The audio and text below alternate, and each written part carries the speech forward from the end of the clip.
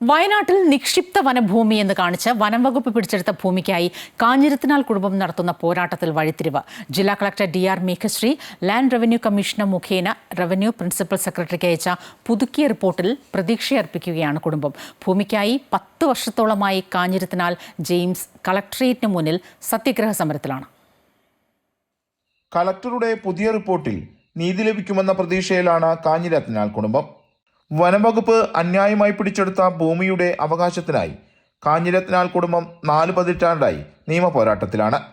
മരുമകൻ ജെയിംസ് കളക്ടറേറ്റിന് മുന്നിൽ കഴിഞ്ഞ 10 വർഷമായി സമരം തുടരുകയാണ്. കുടുംബത്തിന്റെ പരാതിയിൽ ഒട്ടേറെ തവണ റവന്യൂ വകുപ്പ് സ്ഥലം പരിശോധനകൾ നടത്തി സർക്കാരിലേക്ക് റിപ്പോർട്ട് സമർപ്പിച്ചിരുന്നു. പ്രശ്നപരിഹാരത്തിനായി കുടുംബാംഗങ്ങളുമായി ചർച്ചയും നടത്തി.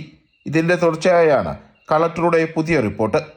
കാഞ്ഞിരത്തിനാൽ കുടുംബത്തിന്റെ കൈവശത്തിലുണ്ടായിരുന്ന 12 ഏക്കറിൽ 75 സെന്റ് കൃഷിഭൂമിയാണെന്ന് 1985 ഫോറസ്റ്റ് ട്രിബ്യൂണൽ വിധിച്ചിരുന്നു. ഇതിന്റെ അടിസ്ഥാനത്തിലാണ് 75 സെന്റ് ഭൂമി വനംവകുപ്പ് ഒഴിവാക്കിയത്. ഇതിനാൽ നോട്ടിഫിക്കേഷൻ, സ്കെച്ച് എന്നിവ വനംവകുപ്പിൽ നിന്നും ലഭ്യമാക്കണമെന്നും പുതിയ റിപ്പോർട്ട് ചൂണ്ടിക്കാട്ടുന്നു.